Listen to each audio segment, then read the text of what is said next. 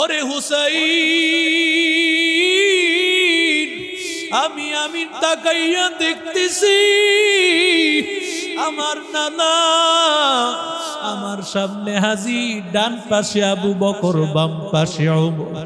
আমার নানা ভাই একটা পেয়ালার মধ্যে পানি নিয়ে রাখছে আর বলতেছে হাসান আয়। আর আমার নানা ভাইয়া বলতেছে কারবালার প্রান্তরে আমার হুসাইন চলে যাবে, তুই তো থাকতে পারবি না। আমি কান্না করতেছি এই জন্য, কারবালার প্রান্তরে হুসাইন তুই কারবালায় শহীদ হবি, আমি ভাই হইয়া তোরে সাহায্য করতে পারবো না। আজকে আমি আল্লাহর ডাকে সাড়া দিয়ে চলে যাব। ও আল্লাহর বান্দাদের দল হাসুস হাসান রাদিয়াল্লাহু তাআলা চলে গেলেন। হযরত মুআবিয়ার ইন্তেকালের পরে ওদিক দিয়া যখন হযরত ইয়াজিদ যখন ক্ষমতায় বসে গেল, ক্ষমতায় বসে যাওয়ার পরে ইয়াজিদ বলতেছে আমার কাছে বায়াত গ্রহণ কর। একদল বলে ও হুসাইন তুমি কেন ইয়াজিদের কাছে বায়াত গ্রহণ করবা? কারণ আমরা তোমাকে মানতে চাই, তোমাকেই আমরা মেনে রাজ্য ক্ষমতায় বসাইতে চাই। এক শ্রেণীর লোককে পাঠাইয়া দিল, হুসাইনের কাছে যাও, হুসাইনকে গিয়া বলো সে যেন আমার কাছে বায়াত গ্রহণ করে। কিন্তু হুসাইন তো বায়াত গ্রহণ করবেন না। হুসাইন চিন্তা করলেন কিছুতেই আমি এখানে থাকতে পারবো না, আমারে এখান থেকে চলে যাওয়া লাগবে।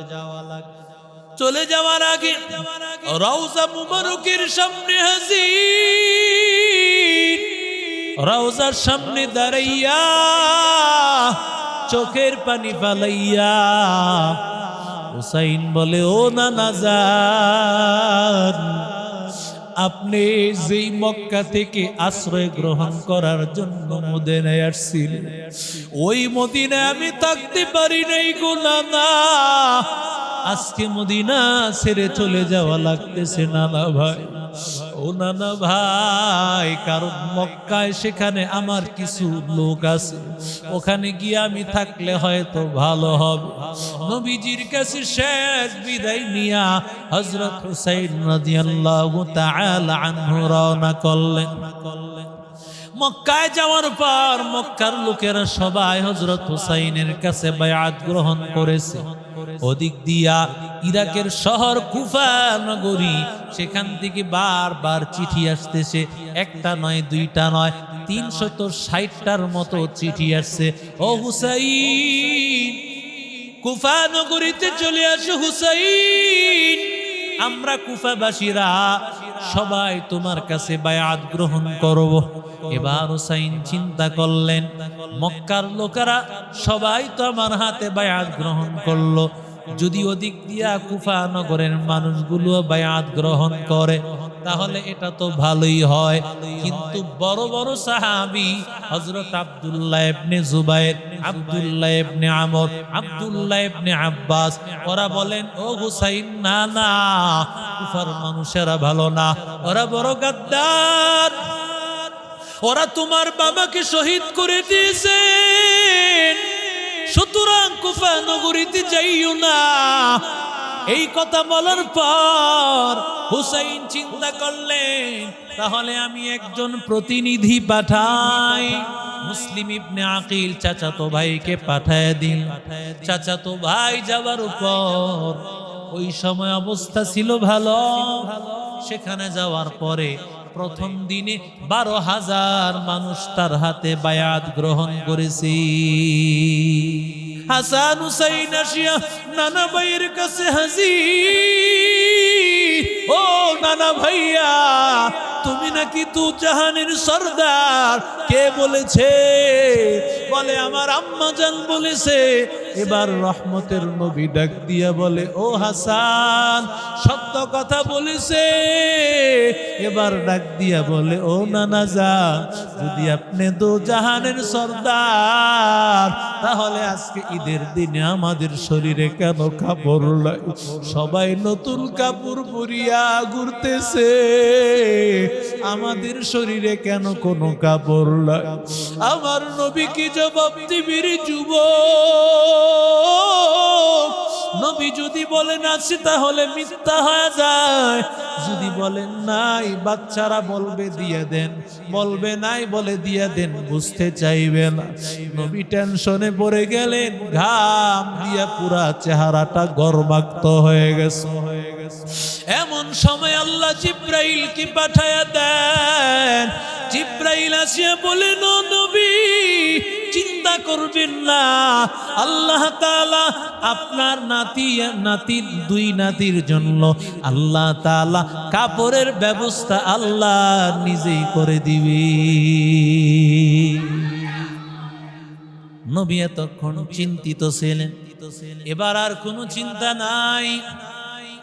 আল্লাহর নবীকে জিব্রাইল ডাক দিয়ে বলেন, নবী আমার, আল্লাহ সিদ্ধান্ত নিয়েছেন কাপড় দিবেন, কিন্তু বলেছেন আপনার হাসান হুসাইনকে বলেন কে কোন কালারটা পছন্দ করবে একটু বলেন।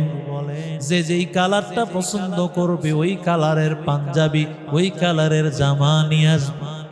এবার হাসানকে ডাক দিয়া বলে, ও হাসান, কোন কালারটা পছন্দ হয় রে হাসান? হাসান ডাক দিয়া বলে, নানা ভাই, সবুজ রঙের কাপড়টা আমার বড় পছন্দ হয়। হুসাইনকে ডাক দিয়া বলে, রে হুসাইন, কোন রঙের কাপড় পছন্দ? হুসাইন ডাক দিয়া বলে, নানা ভাই, আমার পছন্দ হলো লাল রঙের জামাটা আমার বড় পছন্দ। সিদ্ধান্ত হয়ে গেল। এবার আল্লাহর কাছে জিব্রাইল বলেন, ও আল্লাহ, কাপড়ের রং পছন্দ হয়ে গিয়েছে, কাপড় কোন জায়গা থেকে দিব রে মালিক?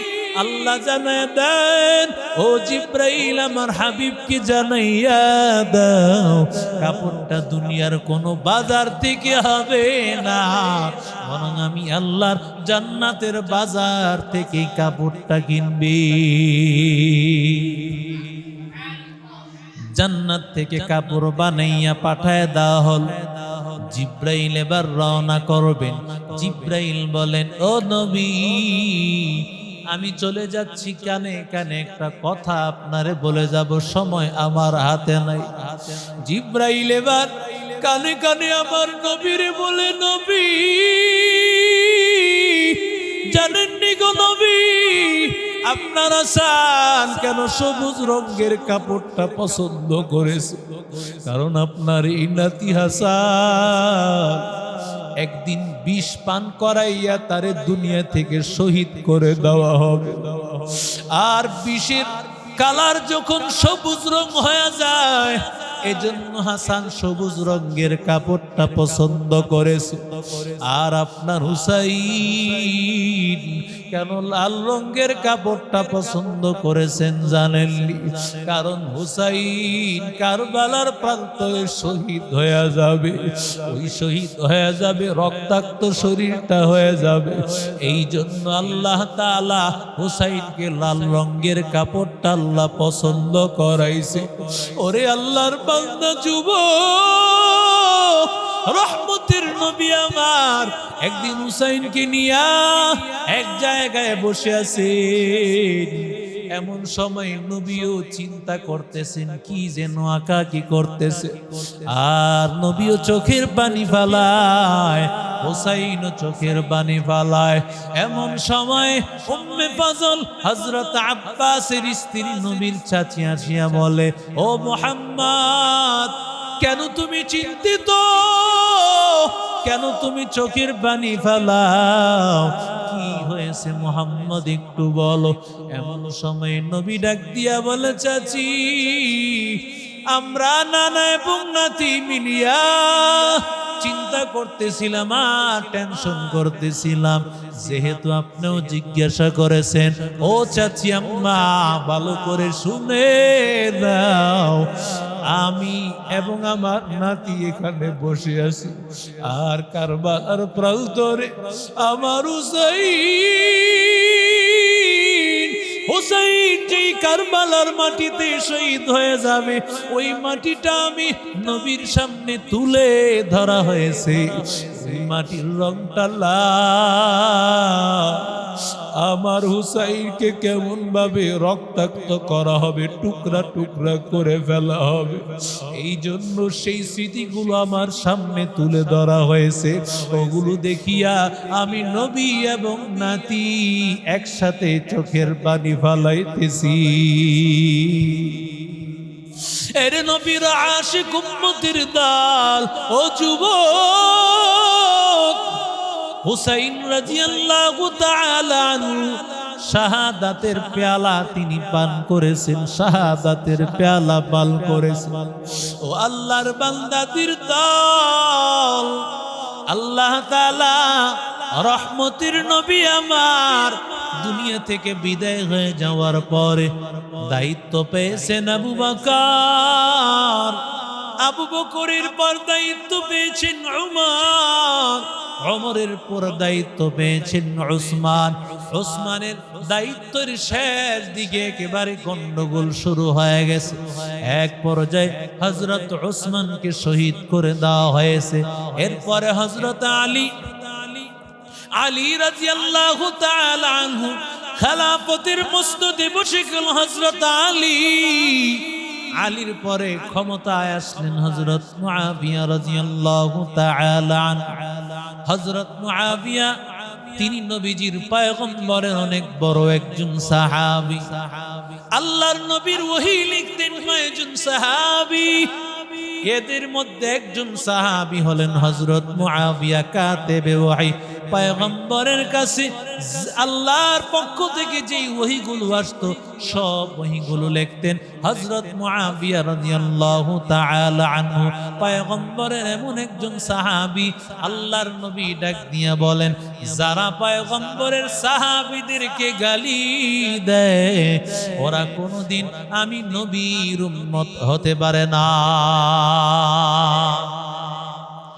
إذا رأيتم الذين يسبون أصحابي فقولوا لعنة الله عليهم। পয়গম্বর রহমতের নবী আমার বলেন, যদি এমন কাউরে তালাশ করে পাও, দেখতে পাও নবীর সাহাবীদেরকে গালি দিচ্ছে, সাথে সাথে বলবা আল্লাহর গজব তোর উপর পড়ুক, আল্লাহর লানত তোর উপর পড়ে যাক, ধ্বংস হয়ে যা, তুই ধ্বংস হয়ে যা। ওরে আল্লাহর বান্দা, নবী বলেন আসহাবী কান নুজুম বিআইহিম ইক্তাদাইতুম ইহতাদাইতুম।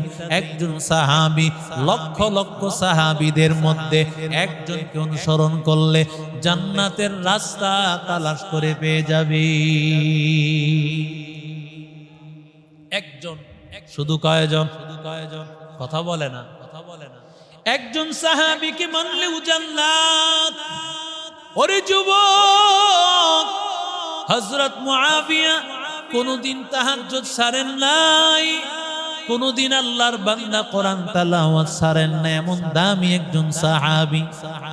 হযরত আলীর ইন্তেকালের পর কিছু মানুষ হযরত মুআবিয়াকে শাসক বানাতে চায়, কিছু মানুষ হযরত হাসানকে বানাইতে চায়। হাসান রাদিয়াল্লাহু তাআলা 6 মাস পর্যন্ত ক্ষমতায় ছিলেন। এরপরে দেখলেন মুরব্বী সাহাবী মুআবিয়া, সুতরাং তাকে দায়িত্ব দিলে সুন্দর হয়, এজন্য তিনি সহ দায়িত্বটা বুঝাইয়া দেন আর বলেন আমি দায়িত্ব দিয়েছি, শর্ত হলো একটা, যদি আপনার ইন্তেকাল হয়ে যায় আমার ইন্তেকালের আগে দায়িত্ব আমার হাতেই বুঝায় দিতে হবে।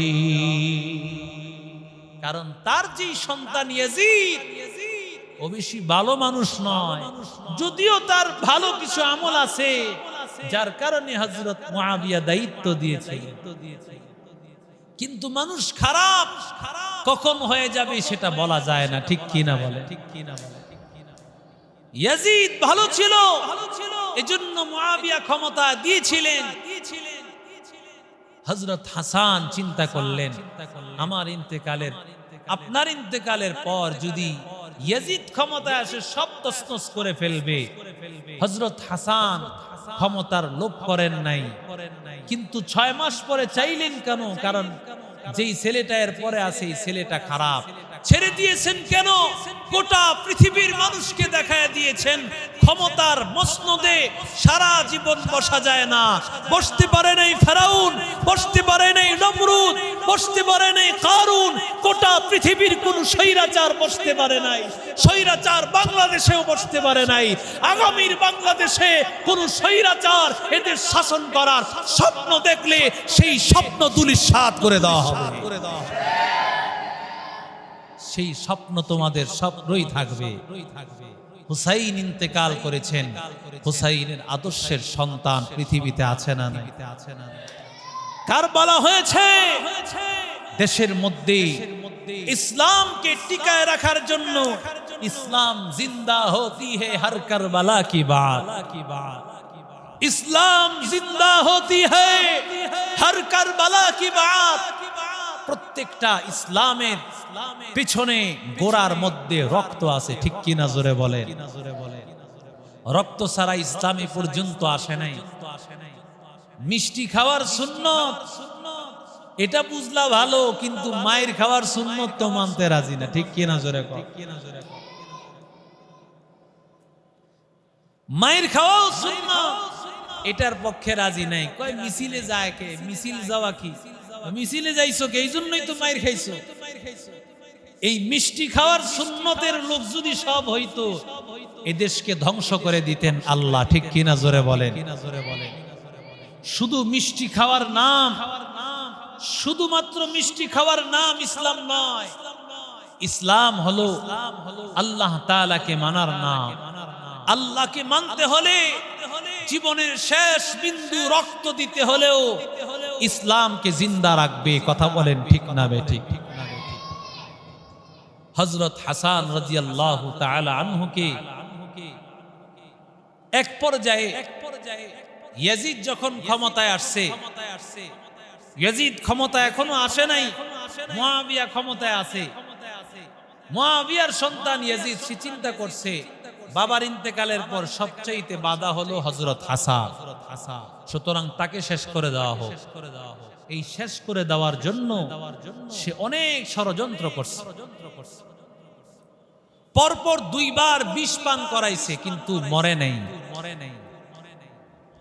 এক পর্যায়ে হযরত হাসানের স্ত্রী, তার সাথে মাইমুনা নামে একজন বাদী, তার সাথে মহব্বতের সম্পর্ক গড়ায় দিছে এমন ভাবে যে একই থালে এই মাইমুনা নামক বাদী সেও ভাত খায়, হযরত হাসানের স্ত্রীও ভাত খায়, একসাথেই চলাফেরা, সবকিছু একসাথে। একদিন হযরত হাসান পানি পান করতে চাইলেন, এমন সময় মাইমুনা ডাক দিয়া বলে, ও স্ত্রী। হযরত হাসান চেয়েছেন পানি, চেয়েছেন পানি দিতে হবে বলে, তুমি পানি দিয়ে দাও। পানি দেওয়ার সময় আল্লাহর বান্দা পানির সাথে বিষ পান করায় দিয়েছে। এই বিষ পান করার সাথে সাথে হযরত হাসান রাদিয়াল্লাহু তাআলা কঠিন হালত রে ভাই, কারণ বিষটা বড় মারাত্মক একটা বিষ ছিল। হযরত হাসানের অবস্থা বড় খারাপ। দৌড়াইয়া হযরত হুসাইন রাদিয়াল্লাহু তাআলা আনহু চলে আসে, আর তাকাইয়া দেখতেছে ভাইজানের অবস্থা বড় খারাপ হয়ে আছে। ডাক দিয়া বলি, রে ভাইজান, আমাকে বলেন না ভাইজান, কি আপনার এমন অবস্থা করেছেন? হযরত হাসান বলেন, আমি যদি কারো নাম বলি, যদি সে না হয়ে থাকে আমিও হব জালেম, তুমি হইবা হত্যাকারী। আর যদি সে হয়েই থাকে তাহলে আমরা যদিও তাকে মারতে পারবো না, একজন দেখনেওয়ালা আল্লাহ আছে না নাই? সুতরাং আমি জালেম হতে চাই না, তোমাকেও হত্যাকারী বানাইতে চাই না। হাসান সবাইরে শিখায় দিয়া গেলেন, অন্যায় ভাবে ধারণার উপর কারো উপর অন্যায় ভাবে জুলুম করা ঠিক হবে না। 17 বছরের দিকে দেখাইয়া দেখ, কত আলেম উলামাকে মিথ্যা মামলায় দিয়া বছরের পর বছর জেলখানায় নিয়ে রেখে দিয়েছে। সন্তান স্ত্রীর সাথে কোনো কথাবার্তা নাই। ও আল্লাহর বান্দাদের দল, কোনো ধরনের কোনো দলিল নাই, প্রমাণ নাই। দলিল প্রমাণ ছাড়া মানুষকে অন্যায় ভাবে জেলখানায় ভরে দিয়েছে, ঠিক কিনা? জুলুম আর অন্যায়ের রাজত্ব চলবে না। ও যুবক, হুসাইন রাদিয়াল্লাহু তাআলা তাকায়া দেখেন হাসানের অবস্থাটা বড় খারাপ। এবার হুসাইন ডাক দিয়া বলে, রে ভাইজান, আপনি না সাইয়্যিদা শাবাবি আহলিল জান্নাহ, জান্নাতের সব যুবকদের সরদার আপনি। আপনার কেন মরণের সময় এমন হালাত? মরণের সময় কেমন এমন সাকারাত? মরণের সময় কেন এত কষ্ট হয় রে ভাইজান? এবার হাসান ডাক দিয়া বলি, রে ভাই, মরণের সময় আমার কষ্ট হইতেছে, বিষয়টা বলল। ওরে হুসাইন,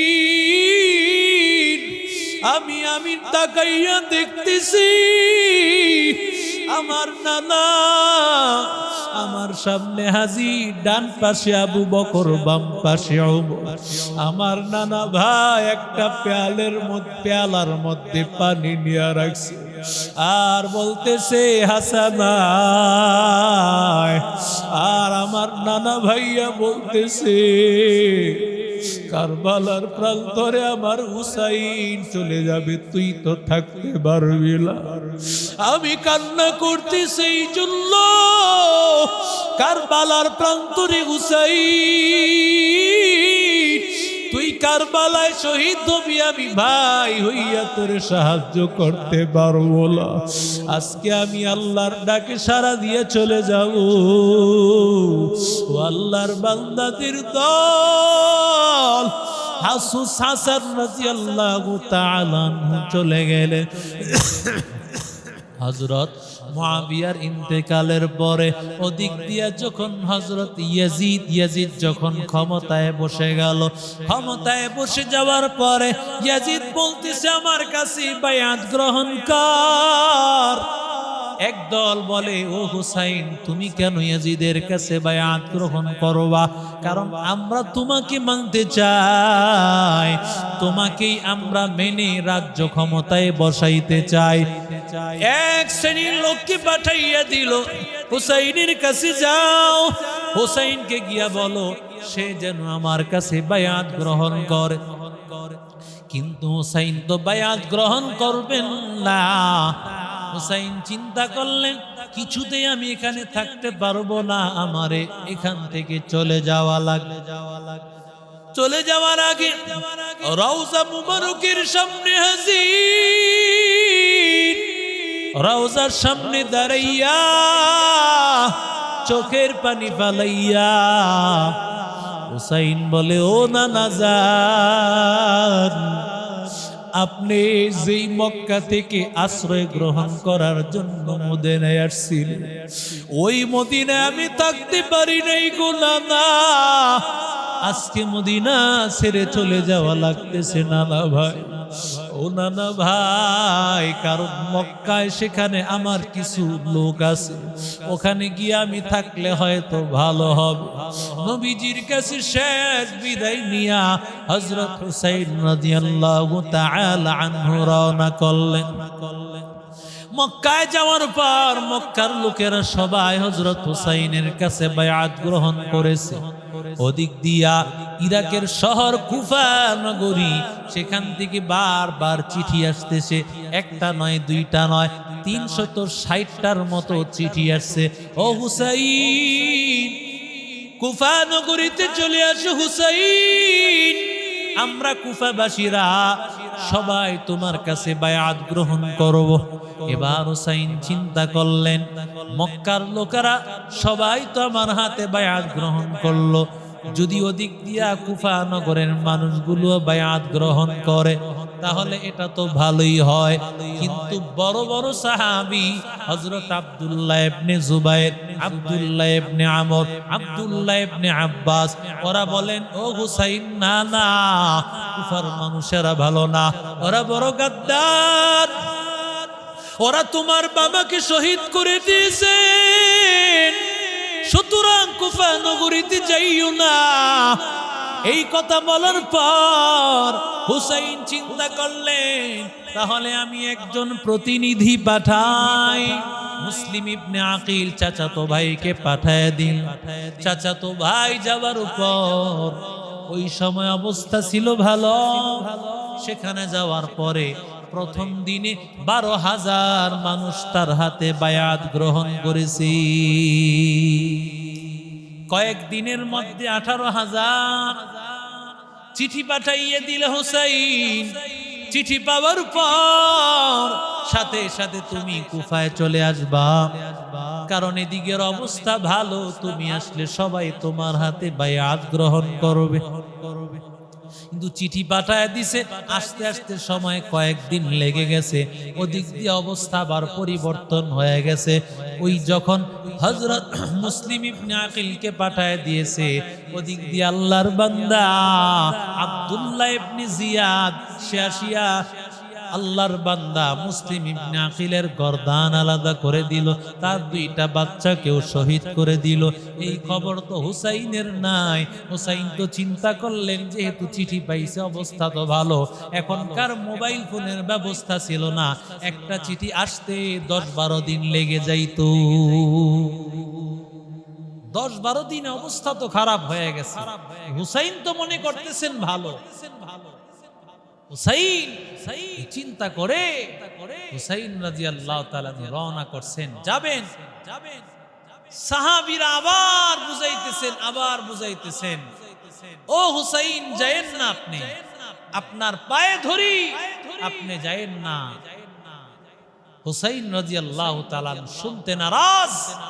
তিনি বলেন, আল্লাহ তাআলার মহব্বতে মানুষেরা দ্বীনের উপর আসবে, তোমরা বাধা দিচ্ছ কেন? আমি গেলে তো ভালোই হবে। যতবার বুঝায় কোনোভাবেই মানতে রাজি না। হযরত হুসাইন রাদিয়াল্লাহু তাআলা 82 জন মানুষ, 72 জন যুদ্ধ করতে পারে এমন যাদের ক্ষমতা ভালো আছে, আর 10 জন এমন যাদের মধ্যে মহিলা আছে, বৃদ্ধা আছে, বৃদ্ধ আছে, ছোট বাচ্চা আছে, এমন 10 জন, এমন 82 জন নিয়ে রওনা করছেন। যখন হযরত হুসাইন রওনা করছেন, হুসাইন রাদিয়াল্লাহু তাআলা আনহুর চিন্তা তো হলো একটাই। হুসাইন চিন্তা হলো একটা, মানুষ যেন সুখে শান্তিতে বসবাস করতে পারে। রাজতন্ত্র চাই না, পরামর্শের ভিত্তিতে মানুষ যাকে ভালো মনে করবে তাকে ক্ষমতায় বসাবে, তার দ্বারাই মানুষের মধ্যে শান্তি আসবে। কথা বলেন ঠিক না বেঠিক? রাজতন্ত্রকে পুঁজি করে দেখেন না সৌদি আরবে একের পর এক দেশটাকে ইহুদি খ্রিস্টানদের স্বর্গরাজ্য বানিয়েছে, ঠিক কিনা জোরে বলে?